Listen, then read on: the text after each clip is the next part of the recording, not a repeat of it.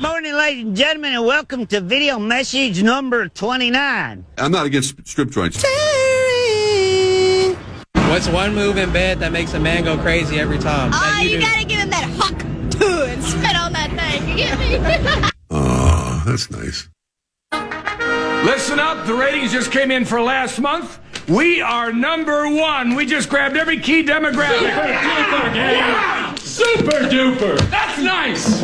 Way to go. Neato, gang. Yes. Boy, that is good news. It is the 9th day of September, 2024. Good Monday morning, everybody. Welcome to a Vikings Victory Monday. What a game. What a weekend. Gophers win, too. So much to get to. We might as well get her started. Ben Lieber will be here. Mike Mussman will be here. Cast of Thousands. Here's some comedy from Andrew Norelli on the Power Trip Morning Show on a Monday morning. Come on in. I'm glad you're here. About a mattress recently. When's the last time you've done that? It is very overwhelming. Mattresses are now more complicated than computers. I couldn't answer a single question the sales guy asked me. He's like, well, what would you like? Gel, hybrid, latex, foam, memory foam, inner spring? Dude, I'm looking for a rectangle slightly bigger than me.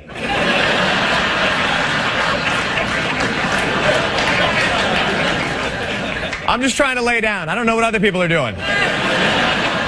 Then he said, you're going to have to rotate this every 3 months. I'm rotating it never. I'm just going to warn you right now. I will never rotate it.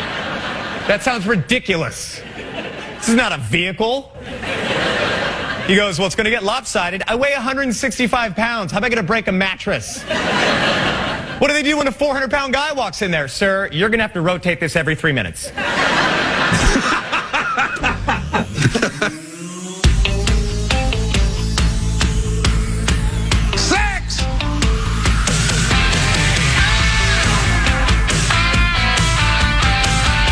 Hate it when that happens. The finish line is waiting. Jeff, look at this thing. Fate is on your side. You hear the distant thunder. There's lightning in your stride.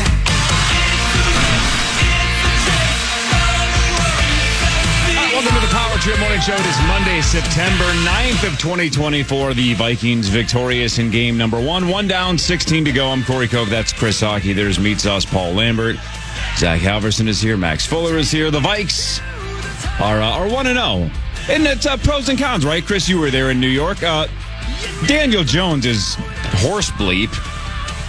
But the Vikings also made him look like horse bleep. It's both, right? So let's get excited for a week. Why not? They played really well. Hell yeah, man. That was Absolute sweet. domination. Game got super boring because the Vikings put it in cruise control. But, man, that defense was legit. Yeah, great. Helps great we were victory. playing an absolute clown, but that's okay. We made him so much money a couple of years ago. Yeah. God. Hey, Hogs. Yes, sir. How quickly did they turn on him? Real quick, middle of the second quarter. Yeah, I mean, we heard the boos start in the middle of the second quarter. It got louder and louder and louder. And, man, yeah, it was something else. In fact, the Libro will get here, he'll tell you. But I think it was in the third quarter, he said, that team's playing loser ball. I don't think he said it on the air. I think he just said it in my ears. But it's true. It felt like they were already like, okay, we lost this game. Let's get this over with. It felt like they could feel that the whole season was already over. And I'm serious. You could just see, because every throw Daniel Jones chucked was about 2 feet low. Yeah. Right? It was at the shoelaces of every receiver, and you could just see the whole body language of the Giants receivers are like, are you serious? I'm actually kind of open. Yeah. Those are my feet. Yeah. You're supposed to try to hit my hands. How about the total number of designed, called quarterback runs they had? Especially early, right? Yeah. Starting quarterback. Yeah, what are you doing? Running him. What? What are you doing? How about the time when, you didn't see this, Hockey, but they highlighted it on TV multiple times, where he would drop back and he'd have a wide open, that kind of perfect pocket, right? Where he could step up and make a throw, and he short arms it, and it, like Corey said, it's just a horrible throw, and he had every single thing going for him, and he couldn't make a good throw. Well, how about, back to the draft? You have the 6th pick, and you have J.J. McCarthy on the board, Michael Penix on the board, Bo Nix on the board, and you draft Malik Neighbors, and everybody's going, wow, all right, I guess they're sticking with Daniel Jones for now. If they had taken J.J. McCarthy and McCarthy was healthy, those Giants fans, by the time the second half started, would have been screaming J.J. McCarthy's name. Yeah. Please And to be honest, of course, that's what would have happened with us. If Darnold's terrible and you got a healthy McCarthy, you're just waiting for the kid. But, man, they have nobody behind Daniel Jones. They got a year of nothingness. Yeah. And then they'll have Malik Neighbors catching from somebody else next year. Carson Beck from Georgia. Exciting, though, right? I mean, the possibilities are out there. How great did our running back look? How great did our defense look? The acquisitions, Grenard, our guy, was everywhere. Everywhere. Pace continued. Van Ginkel was, how Dallas cool Turner. was that moment? And how about the one name we didn't hear a lot of, and that's because he did his job, Stephon Gilmore. Yeah. He played well, too. Right. I believe that's Mr. Gilmore's. Brilliant. I'd hit it off Frankenstein's fat foot. Yeah. Pretty exciting, man.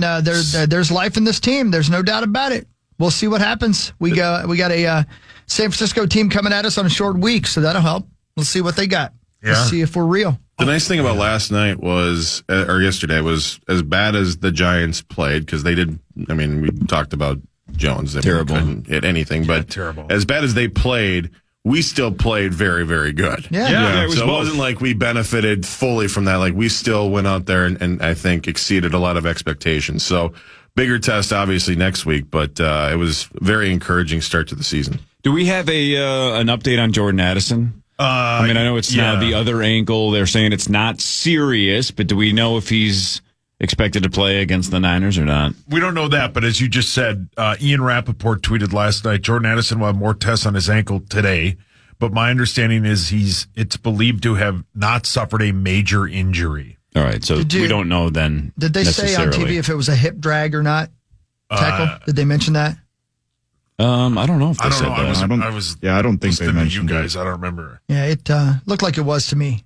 I think Dude will get fined for that. Yeah, I'm kind of confused by exactly what constitutes that, but if I read it correctly, that was a hip drag kind of a tackle. And that's where he landed on his ankle. I thought it was worse than that, actually, when I saw the replay. I'm like, oh, no.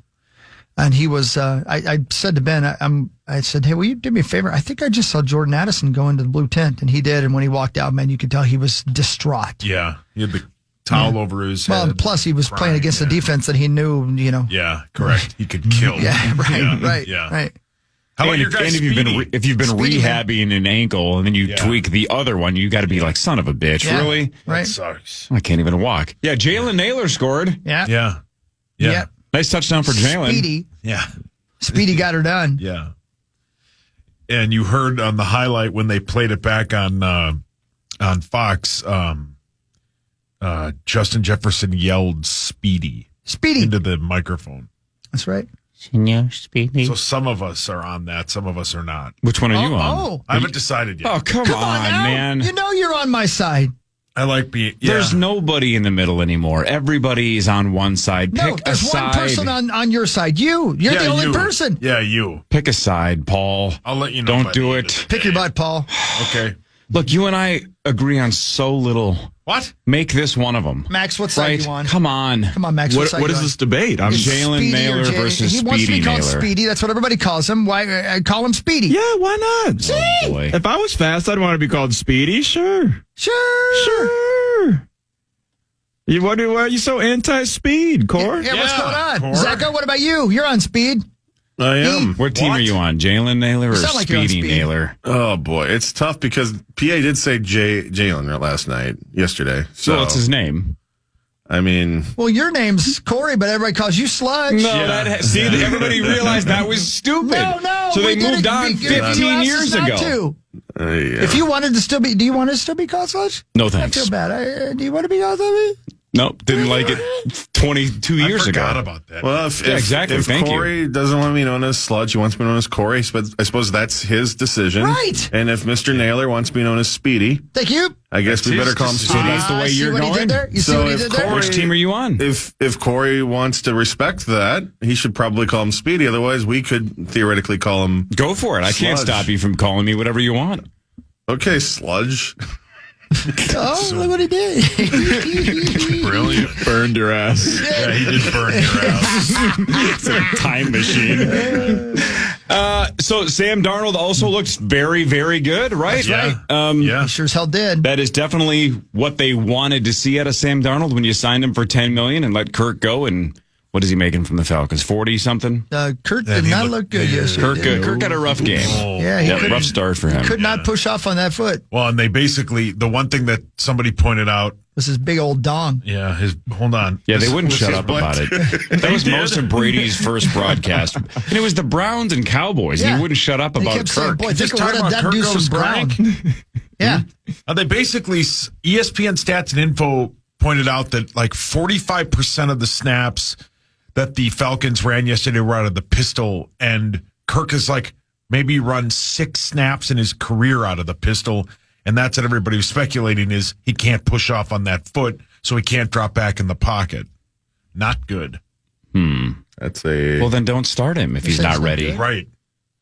I mean, 9-figure mistake there. I think he might have been like, and you I have better start this game. You have his replacement on the bench. Because Penix is on the bench. Yeah, he's right over there. Right, Look at correct. him. Look at him. He can walk. He's got 2 good legs. What are you going to do? Yeah. I don't know. You know what he needs to do is do 100 and a 30 on the way into the stadium. What about that whole story? Is that what he was doing? That's what we heard last night. I don't know if that's true or not. The word on the street is he was doing 100 miles an hour and a 30. Tyreek Hill. Yeah, going is that 100. true or is that not true? Does anybody know? Tyreek we could call Speedy. Yes. That's perfect. What are you going to call him? Yeah. I call him Tyreek. I don't know for sure if that's true, but that was one of the rumors we heard last night. Man. And that was why he got pulled over. That's going real fast. Yeah. I don't know if you need to get face down handcuffed for it. No, you do not. And if that is the case, by the way, I do wonder if you're doing what is the protocol if you are doing that kind of a aggressive amount of speed. That's a question for Did he your have lover. a dog in the car? Like his friend? But think about your neighborhood area 30 mile per hour. Yeah. If somebody was going through at 100, that is definitely an aggressive handcuffing situation. That's unbelievably dangerous. I don't know that it is. Yeah, it is. That is, you could easily kill somebody going 100 and a 30. That's not just, all right, slow down, buddy. We're going to write you a ticket. That's 100 in a 30, not 100 and a 70. I'm not seeing that on any of these news stories, but that's what the rumor was on the bus. Okay, if that's true, that's ridiculously egregious. Anybody else hear it at all? I did not hear it. I didn't hear that. Yeah. I disagree. I think I get that it's dangerous. If it's speeding, it's speeding. You shouldn't have to be face down, handcuffed on the ground. So wait a minute. What was the dude's name? Henry Ruggs, who was going a bazillion miles an hour. Yeah, 100. And I think he was drunk, but still. But then he was he going like 110, and then he hit that gal and killed her and the dog. Yeah. And her car exploded. He was drunk, but he was going 100 and something. If you hit somebody going 100 miles an hour, and again, this is not a 65 or a 70. If it's a 30, and we haven't confirmed that, this is what Chris heard, which is fine. Yeah, I don't have that anywhere. That is a rocket in a school zone, essentially. You know what I'm saying? I'm not saying it was a school zone. That's crazy. Yeah, I don't. That's being unbelievably reckless. But you know what? I also heard a weapon. Initially that his agent was in the car with him. Drew Rosenhaus. And then I heard that he wasn't in the car with him. So that's interesting because if that's not the case, ESPN was going with that immediately. Yeah, Jeff Darlington, Adam Schefter, they were like, Drew Rosenhaus was in the car and calmed the situation down and this and that. Yeah, think about that. When the agent's job is to make you as much money as possible and make sure you stay out of the, newspapers and whatever. You're in the car during the situation. You got to be like, "Oh boy, how do I get out of this as quickly as possible?" I don't believe he was now because I saw an interview with him, and he was describing the incident. I think he was on the scene, but I don't think he was in the car. Yeah. Sounds like multiple Dolphins were on the scene, right? Because Calais Campbell, right. And did he get handcuffed as well? That's what he said in the post-game interview. Yeah. It's a hell of a car. Look at that thing. Yeah. Jesus. What kind of a car? A McLaren. Sure. Yeah, McLaren. Yeah. Yeah. McLaren 720 high-performance vehicle known for its speed and sleek design. Yeah. Sound like I'm doing a commercial. Chris Hockey here for a car I'll never drive. That'd be sweet. Yeah. Yeah, those cars are sweet. How do we get a Power Trip wide McLaren endorsement? How much is each one of those? You know what? I just read. Marnie's got one. Oh, really? Yeah, Marnie's got it. Are you okay? Did somebody just let the air out of you? I bet they're 200. Yeah, somebody. McLaren. Man, I can't find it. That must McLaren 720S is. Well, it's a 10 out of 10 from car and driver. 305. Noted. 305 it starts at. Seems like a good The investment. convertible is $321. Man, I don't know. You know, here's the problem, right? Like, there are people on the bus who know people who know people. So stuff that you hear might not ever make it to the news. Do you know what I mean? Yeah. So I can't find that anywhere. So if I'm misreporting, you have my apologies. But that's what I heard on the bus. Even so, it felt like Scotty Scheffler 2.0. It's like, here we go again. And how funny was it that Jeff Darlington, who was on the scene with Scotty, was on the scene with Tyreek? Kind of, right? He was in Miami to cover the Dolphins game. Near his beach house. Yeah, they were joking again. Like, man, what is it up with what's up with you? And wherever you are, trouble follows you. He's the guy that looks like Dylan, the sales guy. Yeah, ESPN reporter. You'd recognize him probably. Cool. He's actually really good. Oh, that's funny. Good at his job. He looks just like Dylan. He looks exactly. Is he really? Yeah. Oh, yeah. Now that you say that, I am like, oh my God, they're twins. Shohag. Yeah. Look up a picture in Shohag's day. Right. I don't know what Dylan, the sales guy, looks like. Brilliant. Oh my God, he's on. Yeah, he looks just like, I'm Dylan. That's him. Jeff. Jeff Darlington should be covering NASCAR. It does sound like he doesn't he do that?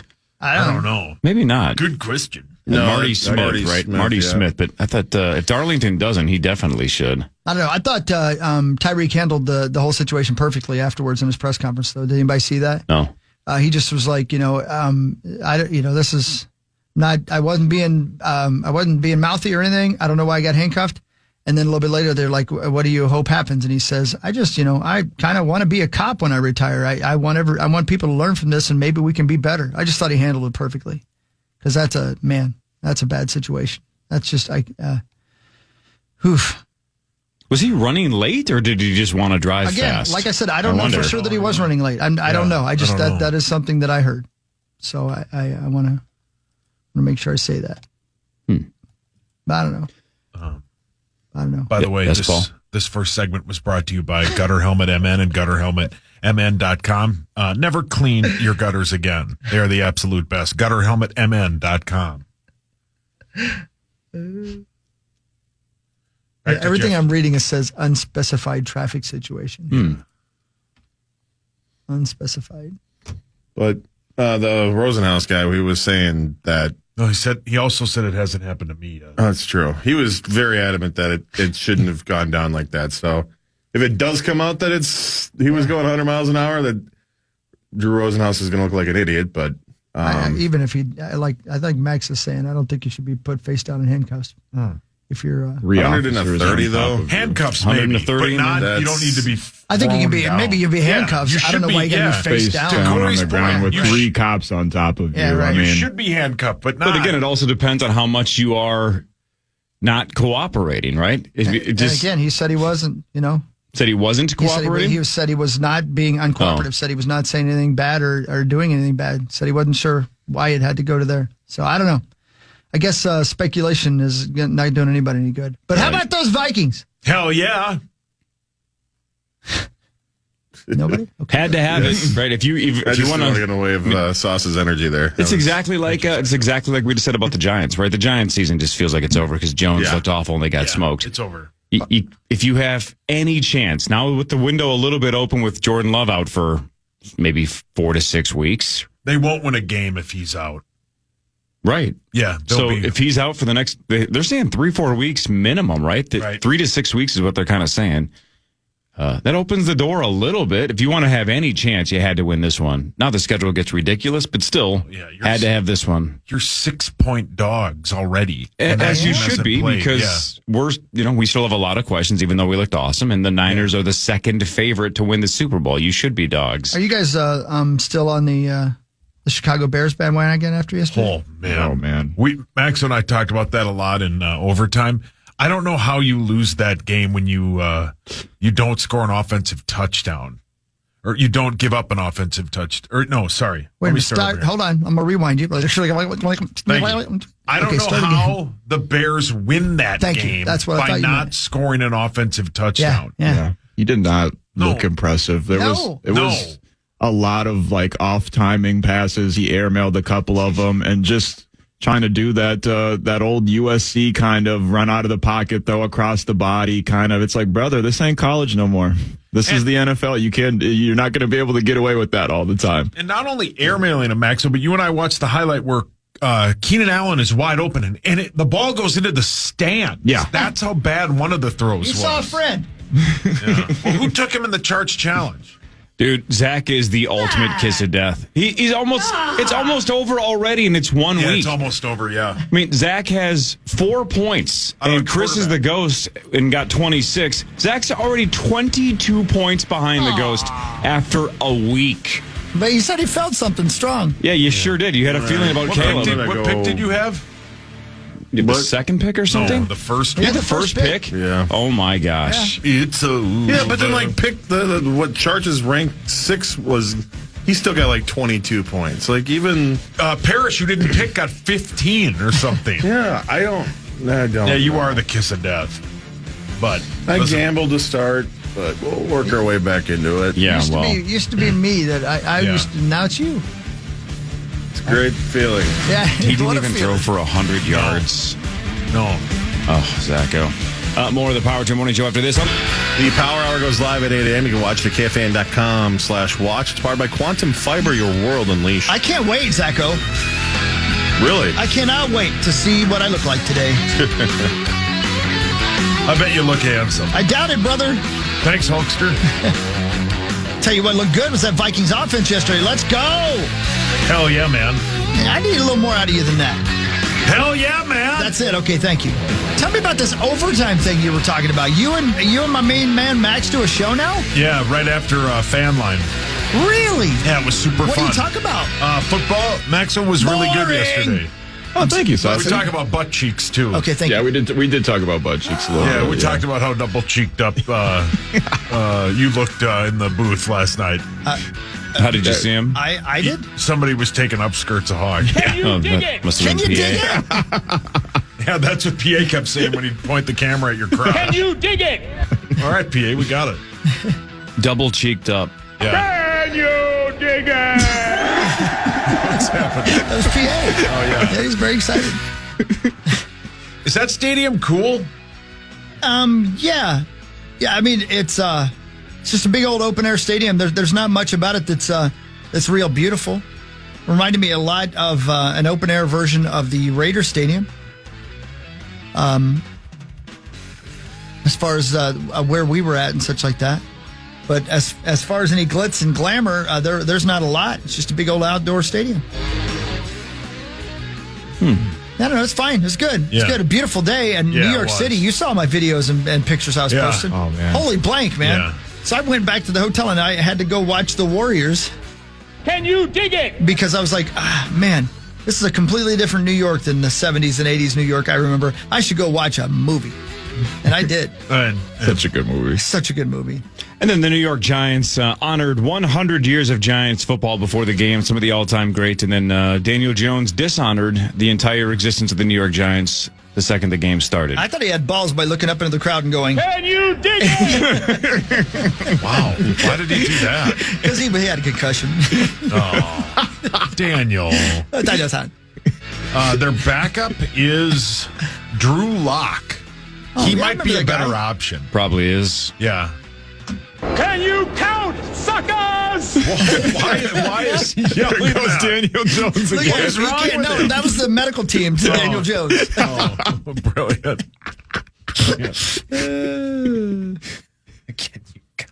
Anyway. Dig it. Yeah.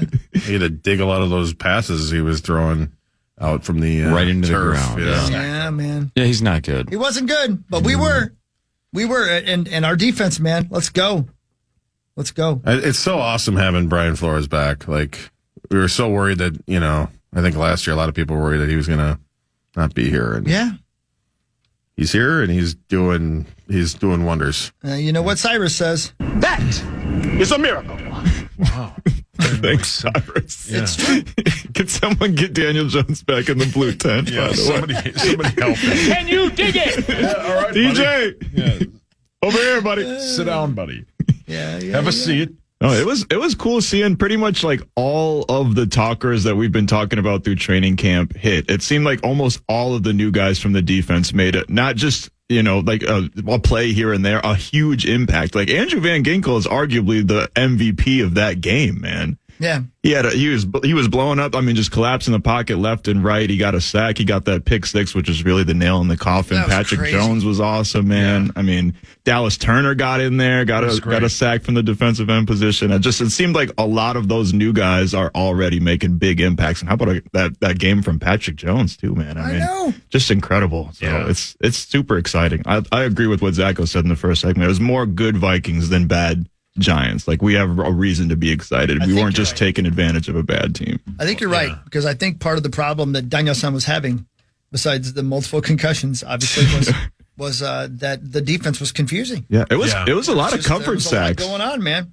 Yeah, for sure. So I don't know. I dig it. Yeah, and I think the front office did a really good job. Starting in training camp, adding to, the cornerback room. I think the Stephon Gilmore thing has been great. I think he's really dig it? Yeah, I can. Okay, Daniel, stop screaming. And talking Van Ginkel, we shared the stat yesterday, but 1.16 second interception for Andrew Van Ginkel, which was the fastest interception since Van Ginkel in 2023 when he intercepted Sam Howell in 1.26 seconds. So he is the two fastest interceptions in the NFL over the last 2 seasons. Wow, Cyrus, what do you think? I say the future is ours. Thank you, Cyrus. Yeah. Wow. What the hell is happening? Is he I haven't seen that movie. Is that Billy Cyrus? Who is that? I don't know. Well, he's the leader of the gangs, man. He's the head of the Riffs. The Riffs? You've never seen the Warriors Corps? No, I haven't either. You would dig it. Can you dig it? That's where that's from. I've never seen it either. The Warriors. Can we get Cyrus to blow the gala horn? I don't know. You can ask him, but be careful. He's the leader of the Riffs. I wonder if you're going to get chased around the city, bud. That's right, man. You better watch out for the baseball Warriors. Baseball. Can you dig it, Cyrus? Baseball. What is their name? Baseball. The baseball. hey, it's Grim. I just saw him. The Baseball Furies. Baseball Furies. Thank you. Or the Moon Runners. Yeah, man. The Moon Runners. That sounds like a slur. Remember that? Yeah, yes, it does. For aliens. Did Grimmer get the line in? We'll find out. We'll find out in just a minute. Don't forget, we're the Vikings, the home of the Vikings. The Vikings Morning Show. Can you dig it? Yes, I can dig it, Cyrus. Relax. Shy. Be careful. The Fan.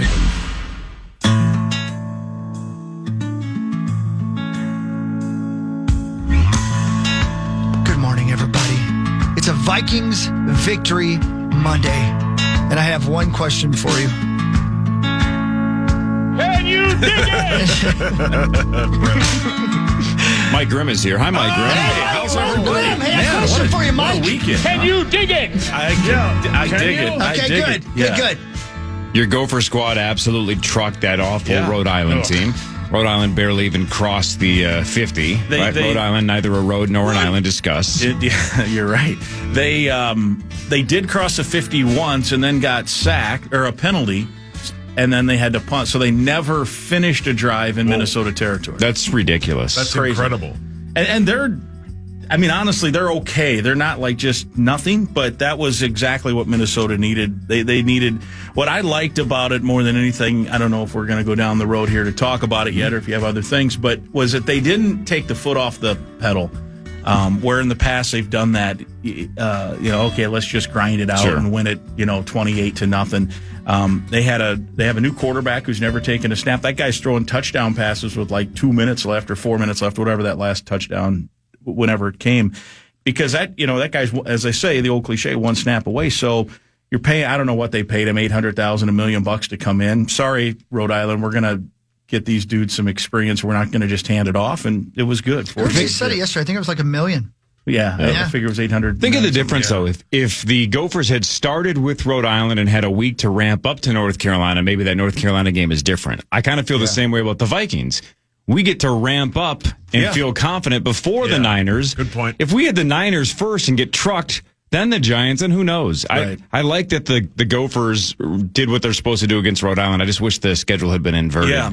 And I mean, gosh, at the end of the day, they're literally 4 feet from being 2-0 if the field, just a And Kesich bombed a couple, right? Yeah. I mean, just had that a 53-yarder? I swear it was 54. So on the call, you hear me say he matched a career high, and then officially they said 53.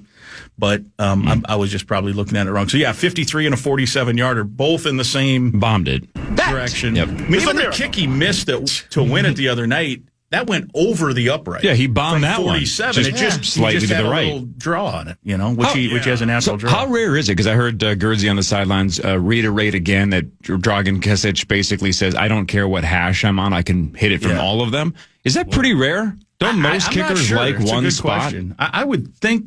And I would think a left-footed kicker would prefer to be further left, especially one that has a natural draw to the right. Yeah. Which some of us all, Yeah, Okay. we all Relax. Yeah, I'm a little left actually myself. Don't want to know any of this. Mine's too small to move in a direction. Yeah, man, I'm afraid I'm a bent carrot. Bent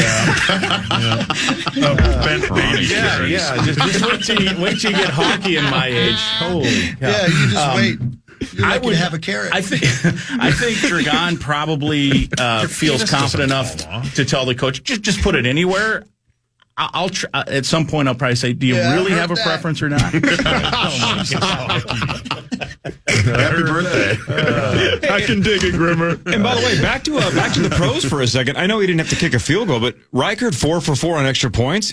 All of them were basically right down the middle as well, for too. sure. Yeah, I think we got a kicker like here, stud, too. yeah. He does. Yeah. Let me hit this real quick. Time now for Front Page Sports, presented by Holiday Station Stores. Holiday Station Stores. If you need to wake up on a Monday morning because you were up late watching football or something, get to Holiday. Buy 2, get 1 free when it comes to Red Bull. Those 12-ounce cans, you can mix and match any flavors you want. Red Bull at Holiday. Buy 2, get 1 free. Good to know. Christopher, on what day was that? Saturday, because the kiddo had gymnastics. Walked into a Holiday, and the pretzels weren't out. And I was just about to walk out, and then I watched her making like 4. I go, God dang it, now I have to wait. So I was going to leave without a pretzel, and I stood there like an idiot for 7 minutes waiting for him. Yeah. Worth Was every it better second. fresh So like good. that? Oh, 100%. It was so awesome. good. Yep. That happened a couple months ago to me. And Hasn't happened to me yet. Because I watched her put it in the oven. It's like 3 minutes, whatever. Yeah, it's quick. But I watched her put it in there, and I'm like, hey, are those going to be ready in a few? And she goes, well, that one's for me.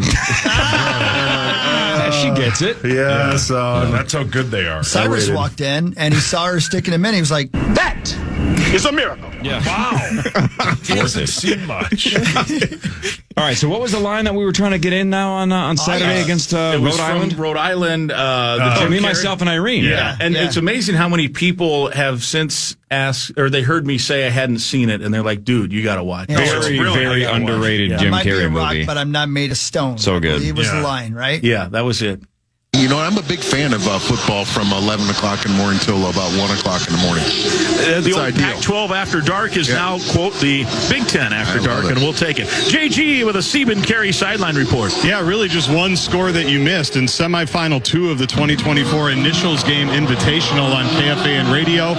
Mike Grimm advances to the finals, outlasting Matt Minster, Tommy Olson, and Lawyer Lambert. So congratulations, Grimmer, on advancing to the finals. I hope to meet you there in a couple of weeks. Yeah. My semi's on Friday. You got your semis Friday, and I hated to spoil the Tommy Olson party, which would have been outrageous, and Lot 37 would have been crazy this morning.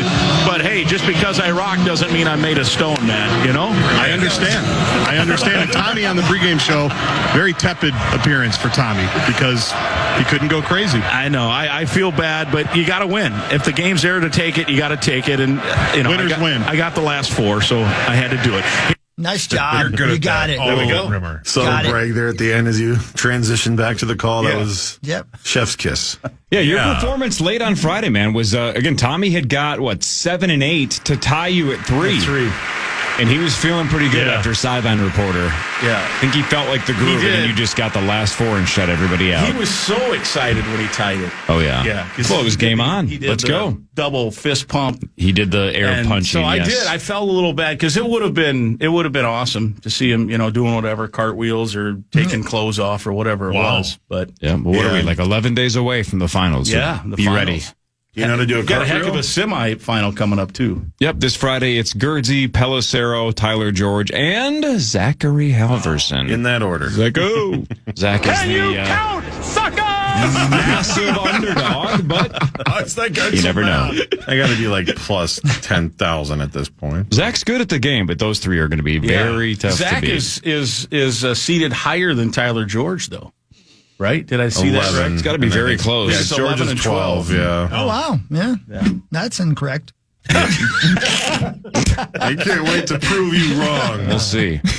On Friday. So what do we got? Nevada next? Nevada next. They lost Saturday. I can't remember to who. They're 1-2. They lost to SMU. They beat, I forget, Utah State or something. And I don't know who they lost to. They lost to... is it Georgia Southern? You're right. Yeah, I know what you mentioned. Yeah. Meat sauce pulling it out here. How about the Notre Dame game? How cool was that finish? I got home in time to watch the end of that. That was sweet. The Iowa, was it Iowa and Notre Dame at about the same time? Which, those two field goals. Dramatic finishes in both. Yeah, it was sweet. What is the coach's tie to the Gophers? He was a running back coach here for. We're talking about the Northern Illinois Illinois coach. Right. Thomas Hammock was a running back coach here for Tim Brewster. He played at Northern Illinois. Okay. And then he had I don't know where he came from to get hired by Brewster, and then left to be the Wisconsin running backs coach. And then when the job came open the last time, he actually, it was interesting because Jerry Kill, when he took the job taking over for Brewster, came from Northern Illinois, and they had a relationship. He stayed for like 3 weeks and then left. I want to say, or I don't know if it was a full year. I can't remember. Interesting. But anyway, that's the tie. He was here for a couple of years. Okay, got it. As a running back. because they mentioned he had ties here. Yeah. And how about Michigan getting their asses kicked by Texas? And my dad watched that game, and I've heard about 3 people on TV say the same thing, that the score was not even close to indicative of what the actual game was, that Texas blew them out even by worse than it looked. Texas on is really the box good. score. I mean, they have a huge NIL. Their guys are getting Lamborghinis and all kinds of stuff. McLarens. That said, I didn't. I'd followed it, and I remember being at the Big Ten Media Day. I did not realize just how much they're struggling at quarterback at Michigan. I mean, the position is so important. They're starting a guy who started school as a walk-on. I don't know how that's possible to be a defending national champion and would they rather have McCarthy with a torn meniscus back? Maybe. They can't. Would he be better? Yeah, he very well could be. We'll see. The Gophers, that's their first road game, the last Saturday in September. Fun. Let's go. All right. Nice job, Grimmer. Hey, we tried. We'll see you on Wednesday, all right? Sounds good. Thank you. And then we'll see you a week from Friday in the finals of the Initials Invitational. AJ Mansour versus Mike Grimm versus whoever wins on Friday between Pelissero, Tyler George, and Justin Guard. Sets up and nicely. Zach. And Dan. Good luck, sir. Zach. We'll do what really matters after this, scores and stats. Then in between, Chris will change your life with something else. Ben Lieber here to talk Vikings football in a little over 10 minutes. This is the Power Trip Morning Show on the Fan.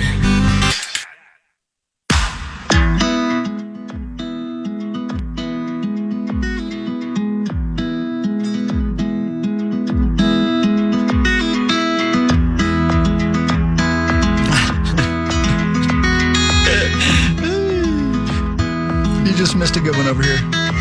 Corey, you just missed a good one. I warmed up some boneless chicken wings over here. Mm-hmm. And it's not like they don't look like boneless chicken wings. It's not my brightest moment, man. And I said, there's a big pile of them. I stopped at Cub on the way in because I was hungry and I didn't want to just get donuts or something. So I said, hey, you guys can have any of these if you want. And Sauce goes, what are they? And they're laying right in front of him there, obviously. And I go, they're marshmallows. And Zach goes, are you okay? It was a pretty good moment. I meant, like, what flavors? Yeah. What are they? What are they? I'm just a blockhead. Well, that's because you're an idiot. That is correct. That's mean. Let's do what really matters, scores and stats around the world of sports. Really just the NFL, right? NFL's back. Oh, yeah, dude. It's back and better than ever. And then Chris will change your life with something else. Then Ben Lieber will be here in like 10 minutes. The Vikings won 28-6 over the New York Giants. Sam Darnold in his Vikings debut, 19 of 24. 208 yards, 2 touchdowns, and an interception. That wasn't his fault necessarily. Let's just give credit to Dexter Lawrence for hammering Sam Darnold's arm, and then the ball pops straight up in the air. So not necessarily his fault, just a really good play by the defense. Otherwise, Darnold looked fantastic. Yeah, yes, he did. As did Aaron Jones, 14 carries, 94 yards, and a touchdown, and beat that guy around the corner to the edge, gets to the pylon. That was sweet. How about that? I mean, he literally, he should have been caught. Yep. That's awesome. 2 sacks for Pat Jones, 1 for Dallas Turner, 1 for Harrison Phillips, 1 for Andrew Van Ginkel, who also picked off Daniel Jones and returned to 10 yards to make it 28-6. That was towards the end of the third. No scoring in the fourth because, well, the Giants suck, and the Vikings basically pulled the foot off the pedal and didn't matter. Yeah, let's just get out of this game. So the Vikes are 1-0. They host the Niners Sunday at noon. Home opener, U.S. Bank Stadium, right here on the Fan. Pregame at 10. Kickoff at noon. Fan line follows. The Niners play tonight against Aaron Rodgers and the New York Jets. So a little bit of a short week when the Niners come to U.S. Bank Stadium on Sunday. But what really matters is this. So we stayed at a hotel that I would never, ever have the privilege of staying in as a hillbilly that I am in New York. Actually, technically in New Jersey. Just beautiful. And the view was unbelievable. And I was looking out over the city of New York City, Manhattan. I guess that's Manhattan, right? Yeah. Right there. Yeah, right? Yep. And I was just thinking, wow, what a cool thing. And Ben and I will talk about this when he gets here because we had a moment, he and Bursich and Jared and I, yesterday talking about this stuff. But so I was like, man, I can't believe how beautiful that looks because if my memory serves, like in the 70s and 80s, that was a hellhole right across, right. So I went back to the hotel and watched the movie The Warriors. That's why I loaded in the Can You Dig It and all that stuff. So here are some facts about the movie The Warriors. If you've never seen it, it's about a gang who is at a meeting of a bunch of all the gangs of New York City. They meet, and this guy Cyrus is going to be the leader. And he's like, listen, if we combine efforts here and stop killing each other, there's 60,000 of us. There's only 20,000 cops in the whole city. We'll run this sumbitch, right? And then, of course, something happens, and they have to get back to Coney Island. They think that they're the bad guys. Good film, not great. Good film. It's based on a book, but the actual other gangs, which look like something out of a cartoon, are based on real gangs from New York City. The Baseball Fury and stuff like that. Crazy. Really? But not just that, the majority of the movie was filmed on location in New York City. So the gritty atmosphere that you see in the film, that's what New York City was really like in 1979. Wow. It looks like, it looks like hell on earth. Yeah, it does. And they do a really good job of making it feel like that in that movie as well. Yeah.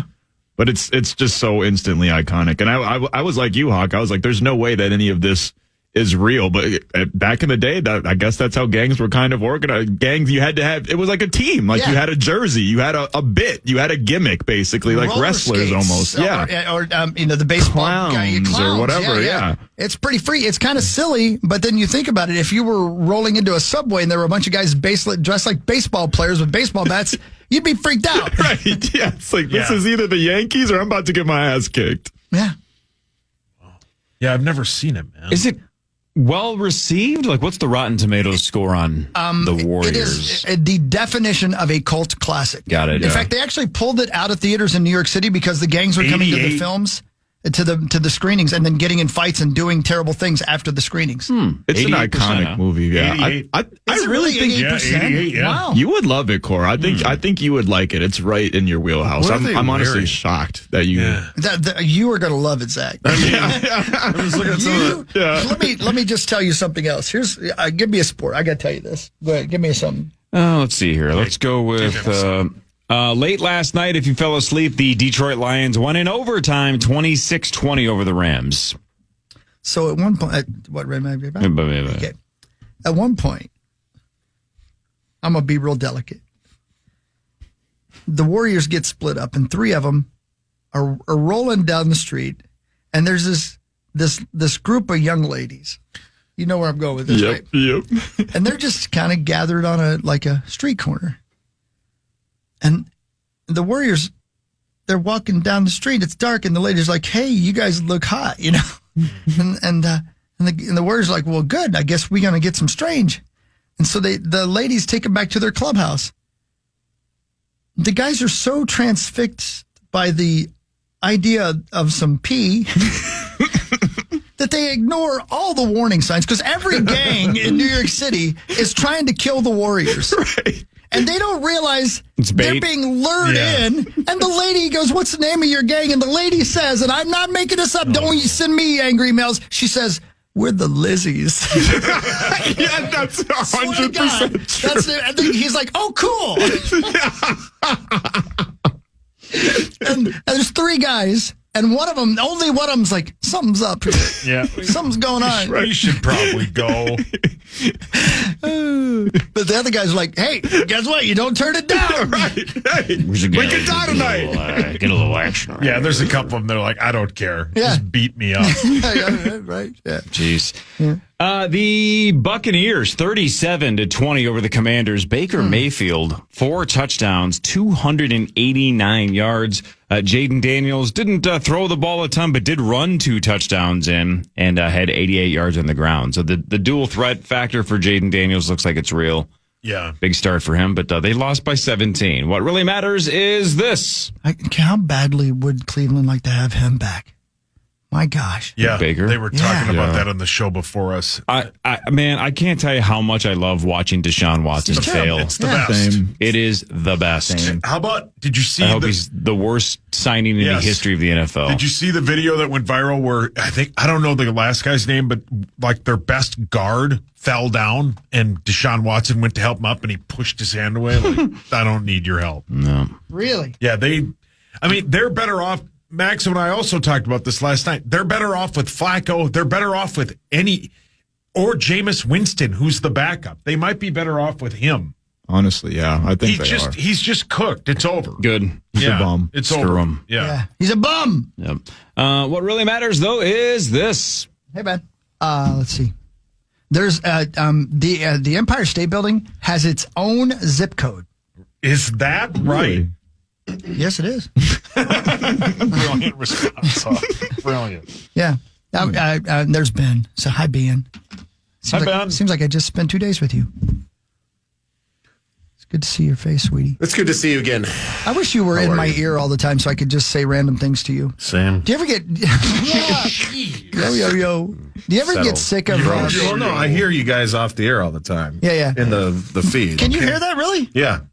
Yeah, I always forget. I always forget. Okay, not some of the talkback stuff, but I hear you guys talking during the breaks. And it's okay, the got best. it. Okay. Right. Yeah. Just okay. So let's just real quick talk about this. So when the game is going on, and it's this Pete and PA, and then you and I, Hawk, are talking. Is it just you and I? Yeah. Jared can hear us. And Jared can hear us. Yeah, that's so it's the 3 of us. That's the only people that can hear. Yeah, thank God. Yeah. Okay. Right. Yes. Yes, all right. I know. Now, during the breaks, that's not true. Right. Everybody can hear who has the feed. Okay. Yeah. During the break, and then obviously when my mic is hot. Right. That's why I straighten my ass up during the breaks. But it'd be fun if we could talk like that all the time. Do you ever get sick of me spouting nonsense to you? No. In your ear? Okay, good. No. Because I talk about things like I know what I'm talking about a lot of times. You know what you're talking about. And then sometimes I go like this. I go, oh! Yeah, I've seen you do that. Yeah. Oh, yeah. We all have to react to what we're watching. Yeah. Pete does it all the time. Yeah, I love it. Yeah. We had a bit of a moment, you and me and Pete and Jared, before the game. We got philosophical about New York City. It's like we walked in and just started, smoking some weed or doing some edibles or something. Like we got real deep. Yeah. Right, Zacho? It is New York. I mean, you guys. Yeah. They'll drive it up to you on a bike. Yeah. It's Manhattan, right? That hotel we stayed at, looking at that city, it's hard not to get a little philosophical and even a bit emotional looking over there and seeing what humanity can accomplish, isn't it? I know. So that's the thing that I couldn't wrap my head around, and we were just talking about is if I could wake up to the mountains every day, I would choose to do that, right? That would be like the magical, like, I cannot believe every day I get to wake up to this. Yeah. But on the other side of that, it was really, really cool to wake up to that view. And I'm like, I could probably do this for a while. Like, just have that be the backdrop to my life.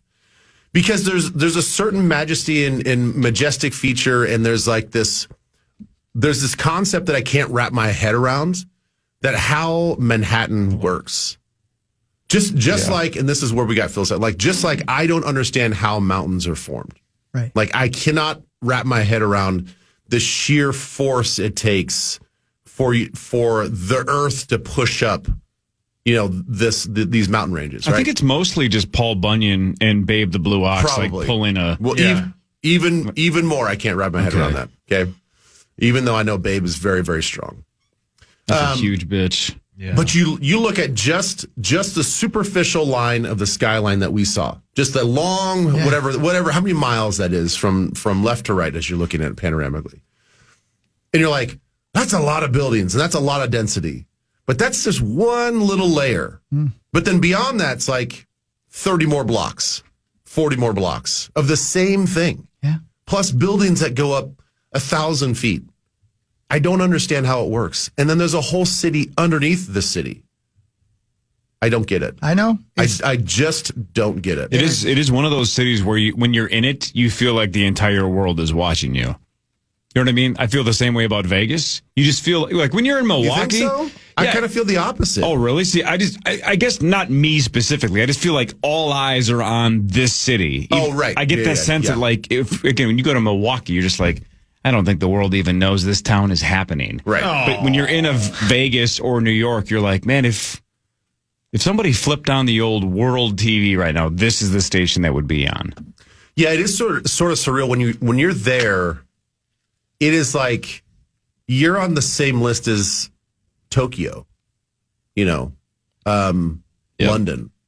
Yep. It's like New York City is probably the tip top of that list of like iconic cities around the world.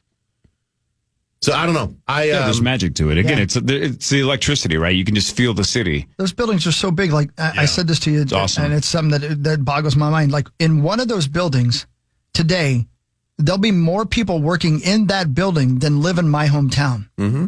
That's just crazy, man. Crazy. Yeah, that's an interesting way to look at it. New York City is home to roughly 1 out of every 38 Americans. Jeez, Becky. Wow. It's just amazing that the infrastructure can support that too. Yeah, right. because it's The an water, island. the sewage, everything. Yeah. Just, Exactly. Like all of it. How does it all work? I don't get it. Good question. And I was saying this and Core and Sauce and Zacho, you guys love Vegas, but I would almost prefer the vibe of New York City than Vegas. Yeah, I agree. Yeah. Yeah, it depends on what you're looking to do. Yeah, I'm more of a Vegas guy. Yeah. Obviously. But it's funny because when they ask you for like your forgotten password, right? When you forget your password and they ask you questions and you have to answer them. What city would you most like to visit? I've been New York City my 20 years and I still haven't. Well, great. Now I'm just going to ask for dude. I'm just going to ask for a password reset. And when they ask the question, where would you like to travel? I'll just type in New York City and have access to all your information. You're going to have access to Helvey 2013 at AOL.com, which I haven't. I don't think. My guess is there's a lot of nudes in there. Yeah. Love it. Ben, there was a football game. When we come back, would you like to talk about it? Sure. All right, we'll do more of What Really Matters, and we'll talk Vikes Giants with Ben Lieber after this Power Trip Morning Show.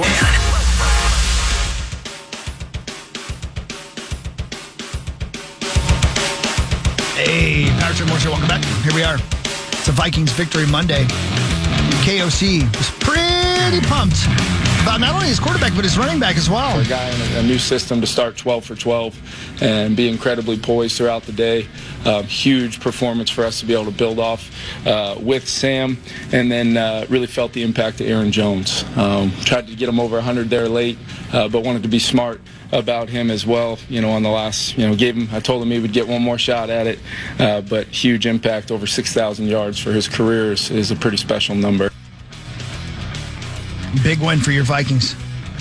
28-6, Ben, and the Giants looked terrible, but you got to give credit to the Vikings for making them look terrible, right? They might be terrible all year long, but the Vikings were just slight favorites against this garbage team, but they blew them out. And they called off the dogs because they just didn't want to get anybody hurt in the fourth quarter, so it was just a lot of handoffs. Let's run the clock and get the hell out of New York. What'd you like specifically, especially defensively? It's a ton to like defensively. We stopped the run. We talk about it and preach about it all the time. We were so much better about that last year. One of the tops in the league in rushing yards per carry.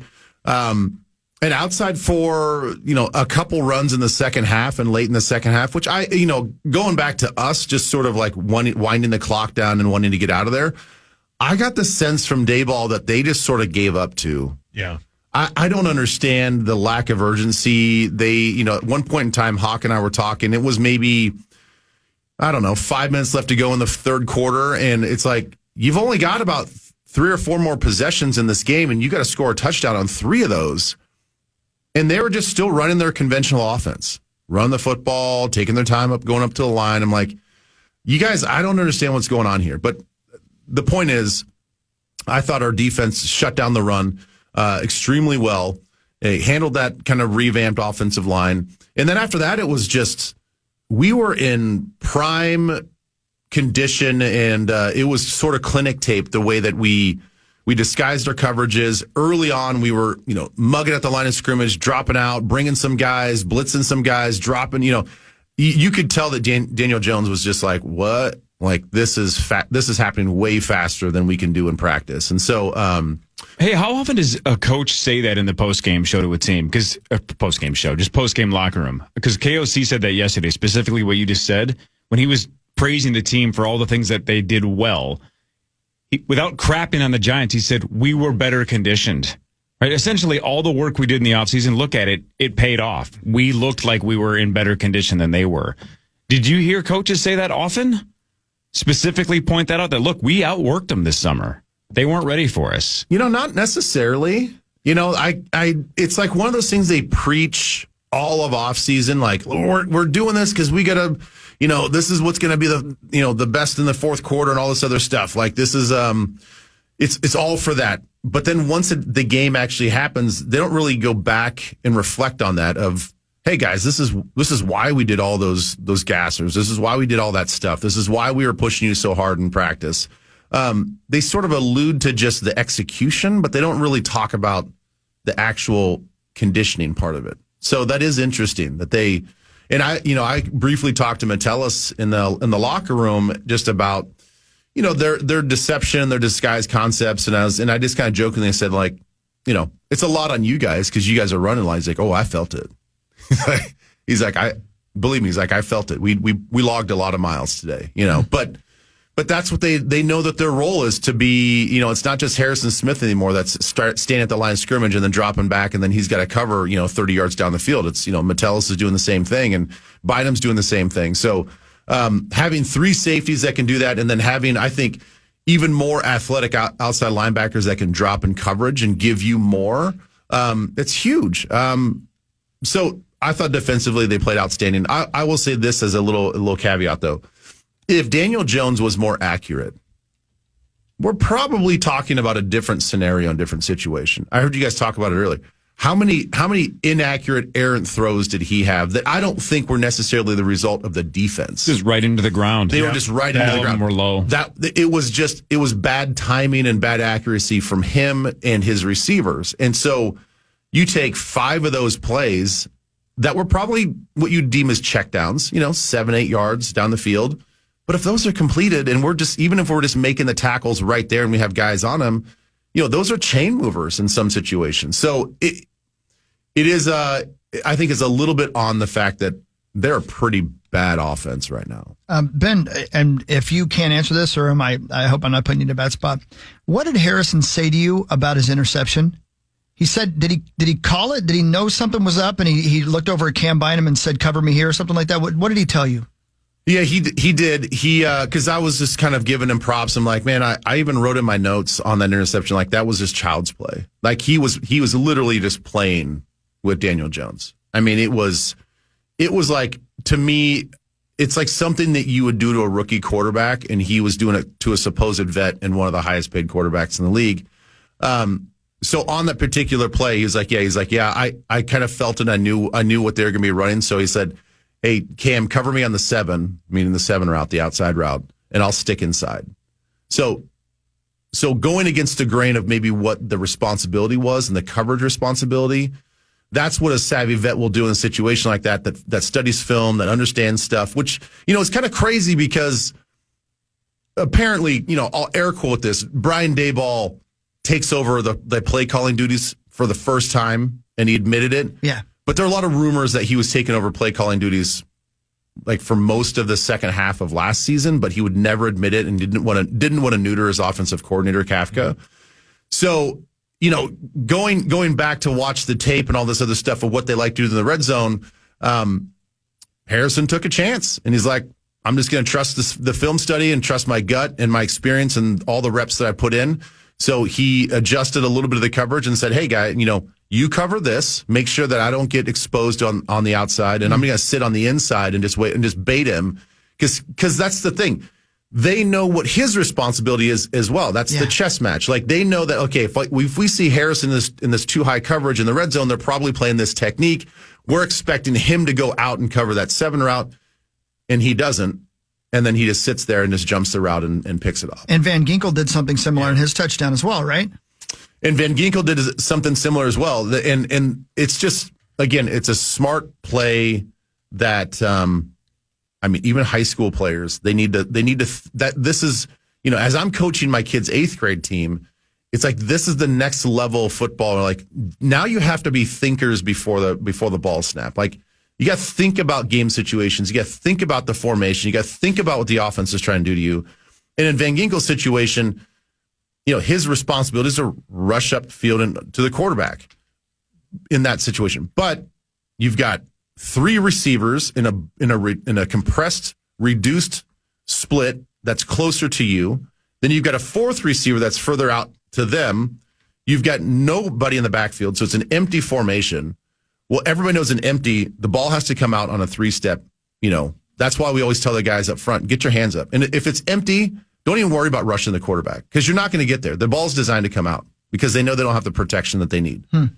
So he's like, well, why would I run up field and just waste myself? And I've got all these guys to my left. Something's up. So most likely the ball is going to go to this 4-man set to my left. So his thought process is like, I'm just going to slow play this rush. And he just feathered off and read the quarterback's eyes and jumped up and made a play. And more to your point on how bad Daniel Jones and inaccurate he was, this is a long way to get to my point. But on the Nebraska-Colorado game, Deion's son did the exact same thing in the exact situation. What's his name? I don't know what his first name is. But you're talking about the quarterback for Colorado, right? Yeah. It is something Sanders. What is it? I think it's Shedeur. What? There's a pause in there? I think so. What is his name? I don't know. I don't know how to say it. Is he afraid? Yeah, is there an apostrophe in there? I'm afraid to say it. Because I can't say it. Do your best. He's shuddering? Is it, it's Shedeur? That is a miracle. Shedeur. The guy that goes after the Ninja Turtle? Anyway, but he did the exact same thing on that pickoff that Nebraska had in the same exact location. And one of the guys on Twitter, I think it was Matt Miller or whatever, said he stared down the wide receiver, and that's a cardinal sin in that situation. And then you throw it to the inside.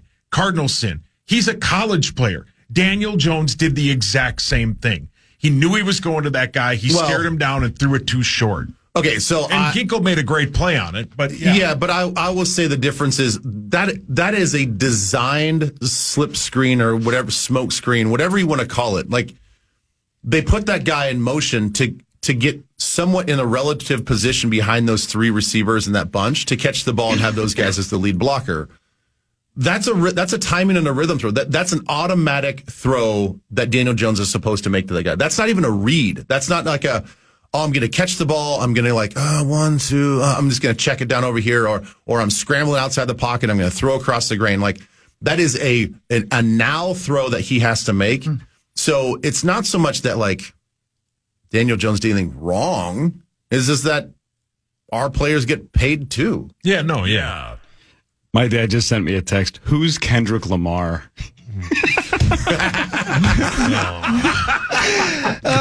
Getting old's fun.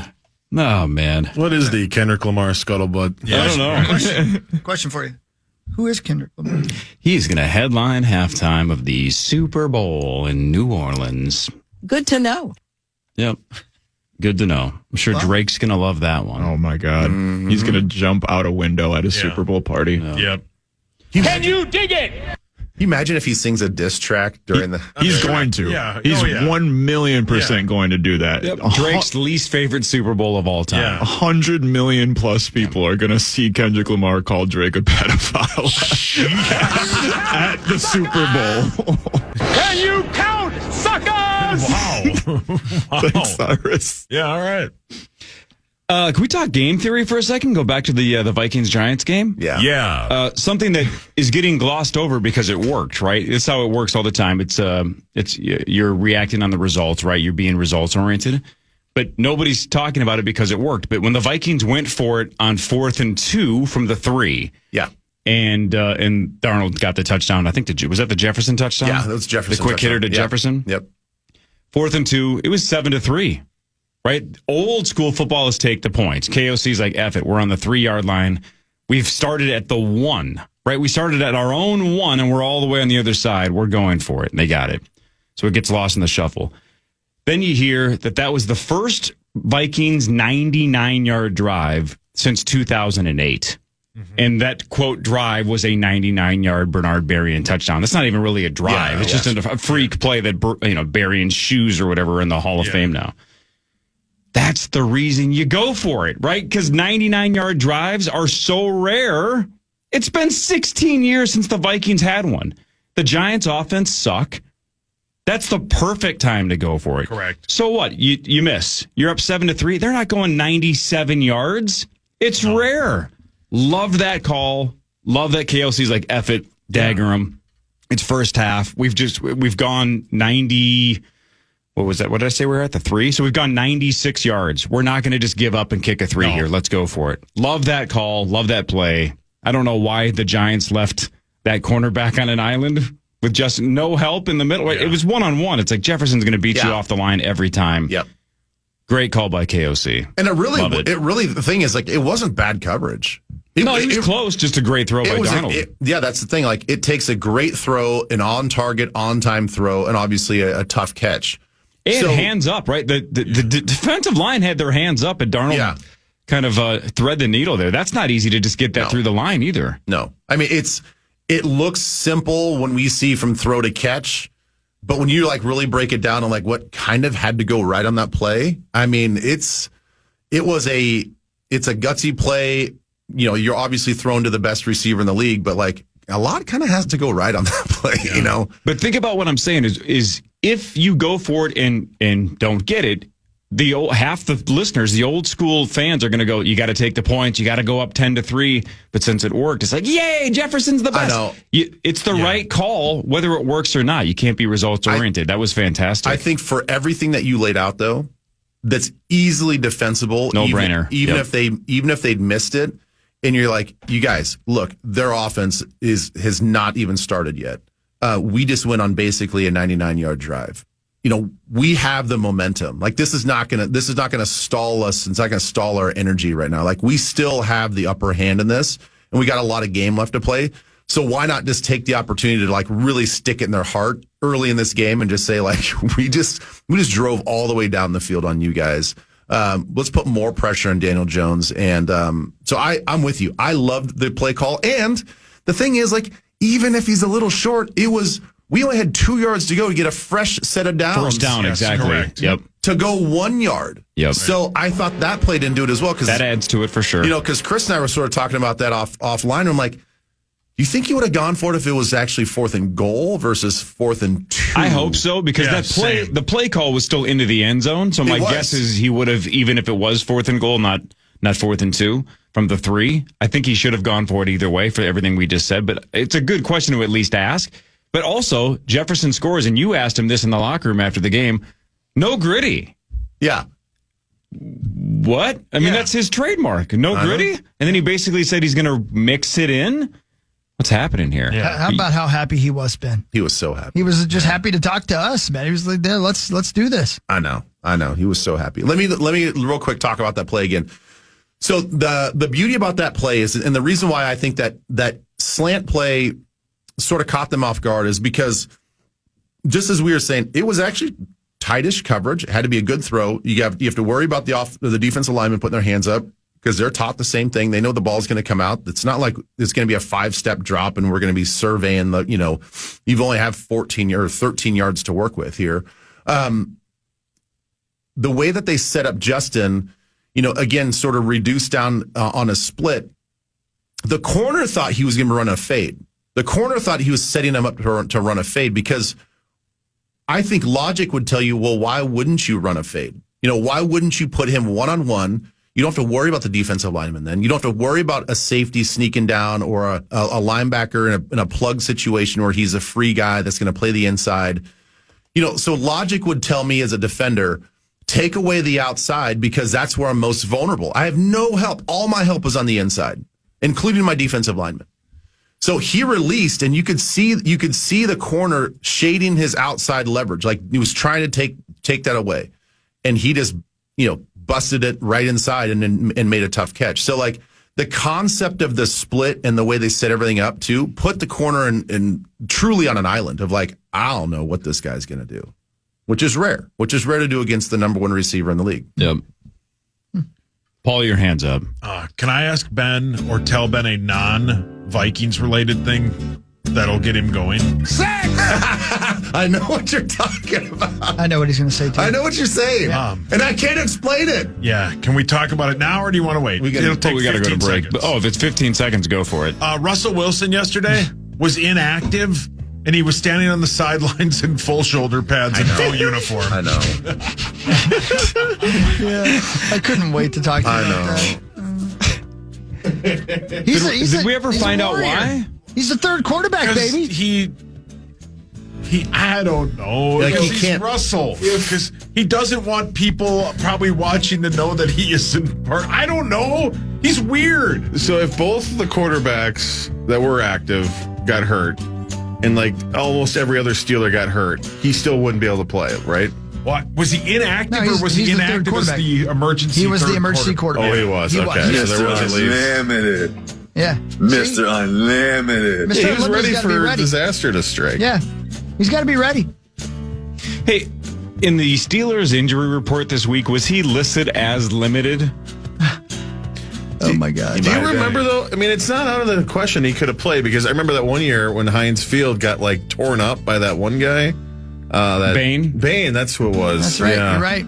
The whole, everybody died. It's the worst scene of that whole movie. The mayor got bombed. He got bombed. But Heinz Ward scored that touchdown. He did, though. He needed to get that. He kept going. He had money on the team. Yeah, I won my fantasy week that week. Christopher Nolan almost doesn't make mistakes, but you have a bomb go off and the whole field explodes and not one person runs for the exits. Everybody just stays in their seats. It's the dumbest scene of the whole movie. Heinz Ward has the football. Yeah, you're not going to. I don't care what's going on. There are players still trying to tackle him while there's a giant sinkhole, but they're still diving at Heinz Ward like we can't let him score.